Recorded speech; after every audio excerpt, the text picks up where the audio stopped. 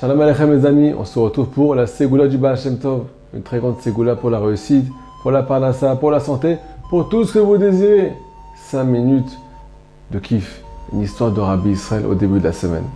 C'est l'histoire de Rabbi Israël à Baal Shem Tov qui a envoyé ses élèves dans une ville très lointaine, en mission. Et là-bas, ils ont rencontré le Rav de la ville. Ils ont commencé à échanger des paroles de Torah. Et comme on dit chez nous, Torque et des Sikha, au milieu de la discussion, le Rav a commencé à parler de la grandeur de l'âme du peuple d'Israël. Les élèves, en entendant ces paroles de Torah, se sont échangés des regards. Ils se sont dit, mais on connaît déjà ces paroles. Et puis le visage du Rav, le visage de ce rabbin-là, il nous est familier, mais il ne se rappelait pas d'où. Le Rav a fait attention au regard des élèves du Baal Shem Tov et leur a dévoilé qu'ils se sont déjà rencontrés il y a plusieurs années. Et là, il commence à leur raconter l'histoire de leur rencontre. Alors tout a commencé un jeudi soir. Il faut savoir que tous les tzadikim, en particulier le Baal Shem Tov, avaient l'habitude d'étudier la Torah avec engouement toute la nuit du jeudi à vendredi, se consacrer à la prière et à la proximité à Dieu. Il faut savoir que c'est une très grande réparation pour celui qui va appliquer ce conseil. Veiller de la nuit de jeudi à vendredi. Mais là, le Baal Shem Tov, il a demandé à ses élèves ce jeudi soir de rentrer dans la calèche. Tout le monde part en voyage, on part tous en mission. Il a quitté l'étude de la Torah. Ses élèves étaient complètement déboussolés. C'est pas l'habitude de leur maître. Alors là, quelque chose de très particulier à Botaï. Tout le monde dans la calèche, avec le cocher Goy devant. Et le Baal Shem Tov demande au cocher de lâcher les rênes. Qu'est-ce que ça veut dire lâcher les rênes? Les chevaux savaient quelle était leur mission. Tous les élèves du Baal Shem Tov témoignent que quand on lâchait les rênes, alors ils faisaient kfitzat derrière. Akadosh Baruch Hu faisait un miracle au tzaddik, Rabbi Israël à Baal Shem Tov. Ils arrivaient à se déplacer dans le temps, déplacer dans l'endroit, sans le parcourir à Botaï. Les élèves témoignent qu'ils ont vu défiler devant eux à une vitesse phénoménale, des forêts, des champs, à n'en plus finir. Ils arrivent à la veille du Shabbat. Et là, qu'est-ce qui se passe? Ils sont proches d'un petit village juif. Et là, tous les élèves se disent, bon, on va faire Shabbat ici, tranquillement.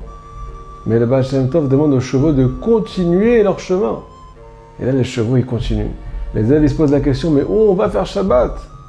Et là, d'un coup, les chevaux s'arrêtent. Ils s'arrêtent devant un village Goy. Un village où il est interdit à chaque juif d'habiter. Mais là-bas, ils voient une petite maison. Une maison qui est prête à s'effondrer avec un pauvre juif qui sort à leur rencontre. Un juif qui avait un visage terrifié. Et quand il a vu le Baal Shem Tov, il ne savait pas qui c'était. Mais il leur a dit, vous êtes juifs. Si vous êtes juifs, fuyez. Ne restez pas ici. On va vous faire du mal. Ici, c'est une ville d'étudiants. Des étudiants qui détestent les juifs. Je vous en supplie, prenez fuite. Ne restez pas ici Shabbat. Mais comme vous le savez, le Baal Shem Tov, il avait peur de rien. Il avait peur que de Dieu. Et surtout pas des êtres humains. Il demande à ses élèves de descendre de la calèche et de prendre toutes les affaires pour s'habiter chez ce vieux juif.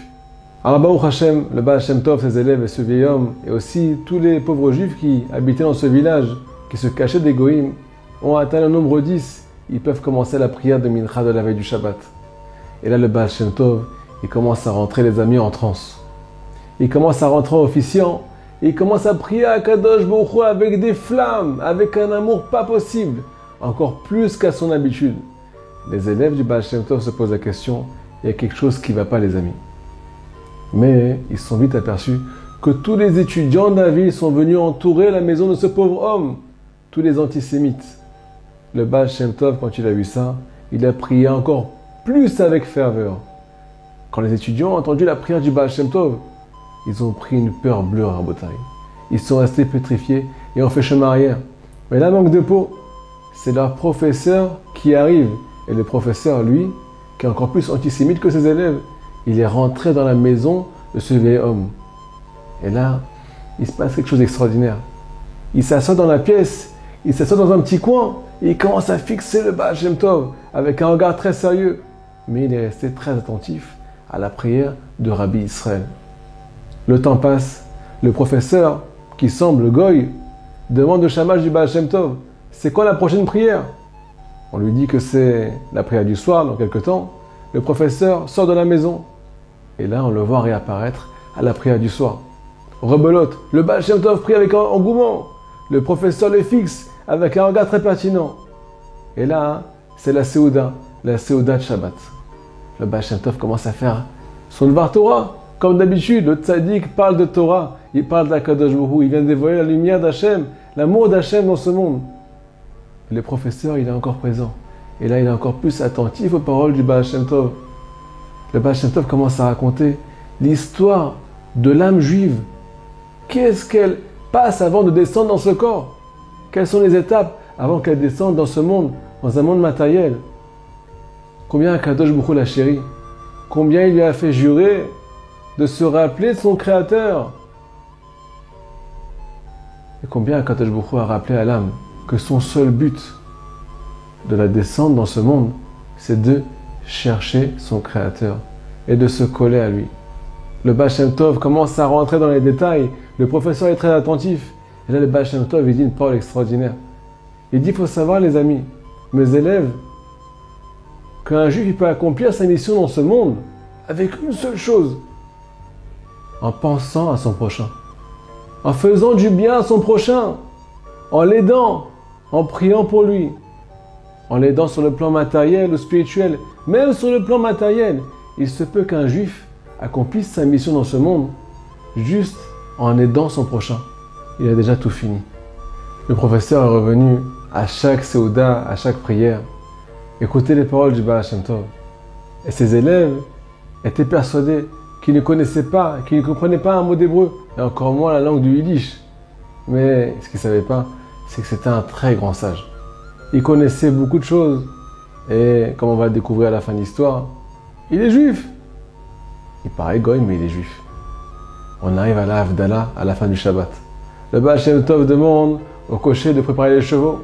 Ils rentrent tous dans leur demeure avec ses élèves. Baruch Hashem, la mission est finie. Il faut savoir qu'en chemin, le Baal Shem Tov s'est arrêté et il était très très joyeux. Très très joyeux, encore plus que d'habitude. Et là, ses élèves, ils sont tous interrogés. Ils ont demandé à leur maître, « Qu'est-ce qui t'arrive, Rabbi? Pourquoi tu es aussi joyeux ?» Le Baal Shem Tov leur a répondu, « Ne vous inquiétez pas, un jour viendra et vous comprendrez toute cette histoire, tout ce voyage. » Et là, c'est le Rav qui raconte. Vous savez, les professeurs qui étaient sérieux et qui a écouté très attentivement les paroles de votre maître, c'est moi. J'étais un pauvre juif à la base. Un juif qui a été déconnecté du judaïsme dans son plus jeune âge. Mais quand j'ai entendu les paroles de votre maître, ma neshama s'est réveillée et j'ai commencé à parler à Dieu, à chercher Dieu et consacrer toute ma vie à l'étude de la Torah. Mais aujourd'hui, Baruch Hashem, je suis Rav de la ville. Les élèves, quand ils ont entendu ça, ils ont compris tout ce qui s'était passé rétroactivement. Les amis, qu'est-ce qu'on apprend de cette histoire? Combien l'âme du peuple d'Israël est belle? Combien un juif qui est très loin, qui est complètement déconnecté du judaïsme, il peut être réveillé par les paroles d'un tzaddik, par les paroles de la Torah. Quand on commence à parler de ces sources, des sources du peuple d'Israël, d'où vient ton âme? Qui tu es à la base? Quand on dit le mot teshuva, c'est quoi teshuva? Ça veut dire reviens. Qu'est-ce que ça veut dire reviens? Ça veut dire que tu t'es éloigné de ta source. On est loin de Dieu, les amis. Quand un juif commence à entendre des paroles qui lui touchent le cœur, alors il a envie de revenir vers Dieu, revenir à ses racines, Deuxièmement, on a appris quelque chose d'extraordinaire. Nous, les juifs, c'est pas compliqué de faire notre mission dans ce monde. Il faut juste faire du bien à notre prochain, se soucier de l'autre, moins se soucier de nous, s'occuper de notre prochain. Si chacun accomplit ce conseil, alors tout le monde sera heureux et on sera moins égoïste, on sera moins, excusez-moi du terme, bouffé de l'intérieur. Parce que c'est que celui qui regarde que ses problèmes qui souffre. Mais celui qui s'occupe des problèmes de l'autre, il ne souffre pas. Au contraire, il est fier de lui. Il est en train de ressembler à Dieu. Dieu ne fait que donner. Shavuot Tov.